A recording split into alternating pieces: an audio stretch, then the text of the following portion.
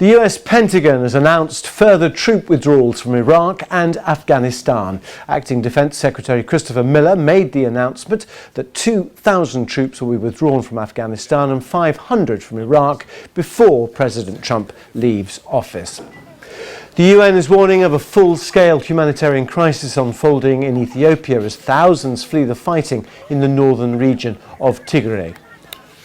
Chief executives of Facebook and Twitter, Mark Zuckerberg and Jack Dorsey, have been defending their social media platforms in testimony before the US Senate Judiciary Committee. The hearing focused on the role of social media in the recent elections. And 4 astronauts who left Earth yesterday have arrived at the International Space Station. They're the first crew to be brought to the station on a NASA SpaceX mission. Just this weird sort of area that isn't actually really conservative. It's just something entirely new. It morphed itself into the Tea Party, which was supposed to be about debt and deficit, which is hilarious now in retrospect. Yeah. Then it morphed itself into Trumpism. And I really do think that that is the heart and soul now, sad to say, of the Republican Party, folks like her. Yeah. You pointed out, Peter Baker tweeted, Boyes and Olson, the 2 lawyers on opposite sides of Bush v. Gore in 2000, agree that Biden won the election. This year bears no resemblance to the Florida recount. And you just said, folks, it's over. I mean, Representative, we've all been saying, pretty much all the guests on my show as well, we vacillate between this is so wildly entertaining and ridiculous and pathetic, and obviously Joe Biden is going to be president on January 20th, to being truly just terrified because of every rule that he's broken and law he's broken and gotten away with. And, you know, that Rudy now is saying we want this to go to the Supreme Court. That's the plan here. Even though you think, okay, this faithless electors scheme seems to have failed. But I think there are part of us that are just like, we start with the coronavirus here in Japan. Officials are increasingly worried about an ongoing spike in cases nationwide. The northern prefecture of Hokkaido is asking people in the city of Sapporo to refrain from non-essential outings and avoid risky activities such as dining in large groups. We want all residents to be on the highest alert and do all they can to prevent the spread of infection. The measure will last through November 27th. Hokkaido residents are also urged to avoid traveling to or from Sapporo, where new infections have surpassed 100 in recent days. Officials have confirmed cluster infections outside the city. The surge in cases is hurting the local tourism industry. One hotel in a hot spring resort is suffering an exodus of customers. We are suffering cancellations, not gradually, but all at once. We don't know if or when this will end.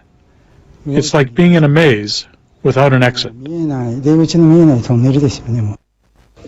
And new cases also remain high elsewhere.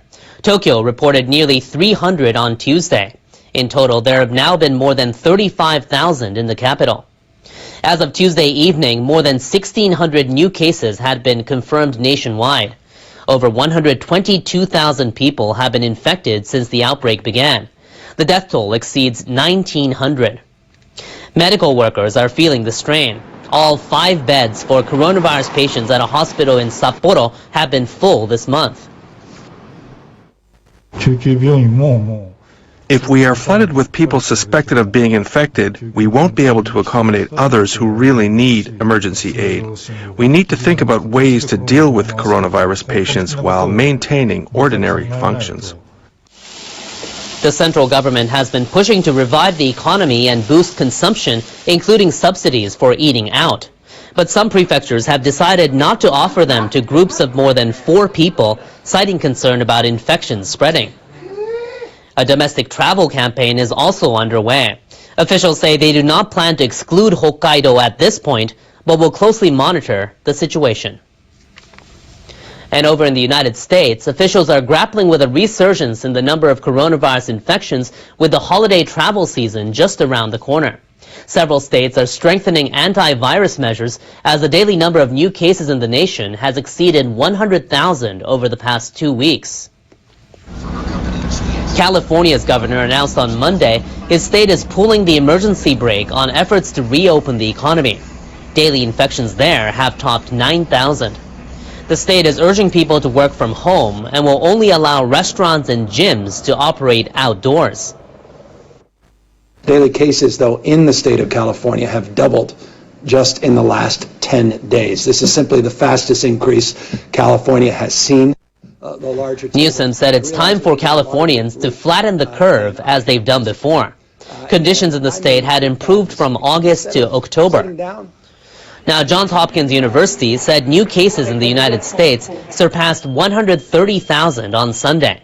The daily tally is especially high in the western and midwestern regions.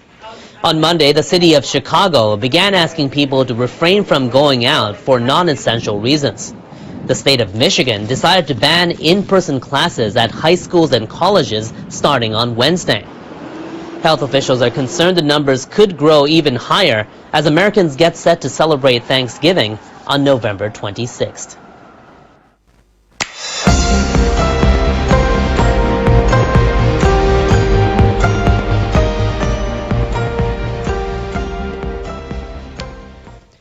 The leaders of Japan and Australia have reached a broad defense agreement that would make it easier to conduct more joint exercises. It comes as China makes bold moves in regional waters. Australian Prime Minister Scott Morrison met with Japanese Prime Minister Suga Yoshihide on Tuesday. He's the first foreign leader to visit Tokyo since Suga took office. The two emphasize the need for peace and stability in the Indo-Pacific region, and they say it's becoming more important to cooperate on defense. Tonight, Japan and Australia have reached a broad agreement on a reciprocal access pact that both countries have been negotiating to bring security and defense cooperation to the next level. So today our special strategic partnership became even stronger. In particular because today we have taken a significant step forward in Japan and Australia reaching in principle agreement on a landmark defence treaty. Morrison says the defense pact is proof of their mutual trust. It comes on the heels of the signing of a massive trade deal, the Regional Comprehensive Economic Partnership. Both leaders say their countries will play key roles in making the influential economic alliance a success. Also in Japan, the head of the International Olympic Committee is scouting out the venues for Tokyo 2020. President Thomas Bach is in the Japanese capital to discuss plans to ensure the postponed Olympics and Paralympics can be held safely even if the pandemic is still going on. Bach on Tuesday inspected the National Stadium where the opening and closing ceremonies as well as track and field sports will take place. The venue has seating for about 60,000 spectators, and Bach says Tokyo organizers aim to fill those seats but will need to decide how many people can attend. Everybody wants to see a stadium filled with spectators at full capacity. Whether this will be possible in 9 months from now, we have to see. But again, I think we can have a reasonable number of spectators. What will be reasonable in 9 months from now, we do not know yet. Earlier, Bach visited the Olympic Village. It'll have space for about 18,000 people during the Olympics and about 8,000 during the Paralympics. Organizers currently plan to have 1 or 2 beds in each room, but they're reviewing that plan in light of current coronavirus precautions. There is it's good space, and there will be good opportunities. There also for social distancing. The organizing committee will take all the necessary precautionary measures so that the athletes can relax and can feel safe here in the village. The IOC president revealed he plans to come to Japan again next spring when the Olympic torch relay and test events are due to start. The U.S. Federal Bureau of Investigation says the number of hate crimes surged last year. Some say the increase reveals divisions in American society have deepened.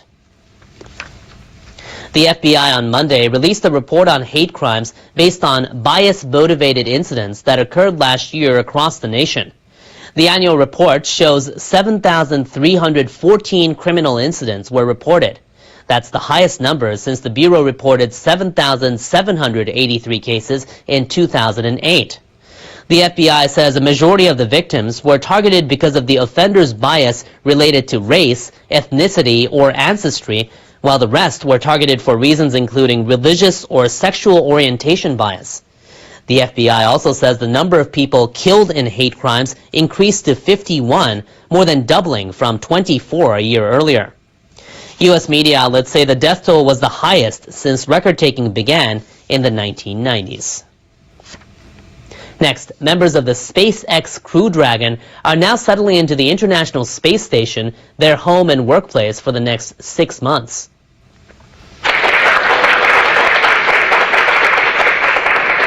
And there they are, first across the hatch, Mike Hopkins. And here's their arrival made history. It's the first time a privately owned vessel has made the trip. The 4-person crew is now ready to get to work on the orbiting lab. We are very humble and happy to be here. This is the first operational flight of the Crew Dragon, and I took 27 hours, but we enjoy every moment. From now until spring, the astronauts will study the effects of space in the hope that those findings will help people on Earth. That includes research involving iPS stem cells that could lead to a breakthrough in regenerative medicine. Throughout the process, they'll update people on the ground and try to inspire resilience among those fighting the pandemic. In other news, a UNESCO panel has recommended that Japan's traditional architectural techniques be added to the organization's intangible cultural heritage list. Japanese traditional building craftsmanship consists of 17 techniques. They include skills for repairing ancient temples and shrines, as well as thatching, lacquer painting, plastering, and tatami mat weaving.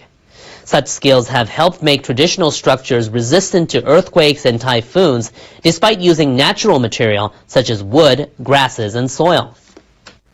The registration is expected to increase awareness of Japan's diverse cultural heritage. It's also expected to boost the vitality of local communities. UNESCO's Intergovernmental Committee will officially decide whether to include Japanese architectural techniques at its meeting in Paris beginning on December 14th. Shifting now to the weather, people in some portions of Europe have been dealing with heavy rain and snow as the system makes its way across the continent. Our meteorologist Jonathan O has the details for there and elsewhere in our World Weather Report. Hello, we are seeing a little bit of a change in the pattern across Europe after we saw a little bit more stability for those in the central portions of the continent. Areas around to the north and west looking a little bit more in terms of active weather. We have a cold front that is now approaching from the west and expected to move across the United Kingdom and Ireland, and so that's going to be changing up the weather pattern as we go through Tuesday and into Wednesday as well. Some strong winds up toward the north with some snow way up into the northern areas because of cold air being filtered in toward the east. And so that's going to bring down temperatures in places like Moscow and Kyiv, where highs are going to be near freezing. That's daytime highs, by the way. Now, because of the high, we are still seeing some warmer coming in, but notice by the time we go into Wednesday, showers expected into Paris, clouds into Berlin, Stockholm looking at some wet weather, and get up toward the north, more of a snowy type of situation expected. Meanwhile, in Central America, iota continues to be a big problem as it moves through portions of Nicaragua and also into the Honduras, and eventually moving up toward Mexico. One of these smaller islands here getting really battered by the storm as well as we went through Monday. You can see some of the damage that came from this particular picture and vantage point, and the storm will continue to make its presence felt as it moves toward the north and west. Even places like Mexico will be dealing with this particular storm, with the winds eventually dying down, but still bringing lots of rain to an area that already had to deal with ETA, which caused a lot of problems just a couple of weeks ago. Meanwhile, across Japan, it's been a mild day. Temperatures are feeling more like October in many locations, and dry as well, but that will change. Areas to the north, we'll see some rain as a low pressure system moves through Hokkaido, and then another system back toward the west coming out of China will move across the Korean Peninsula and into the western portions of Japan. So places like Fukuoka and Osaka will see some rain during the latter half of this particular work week.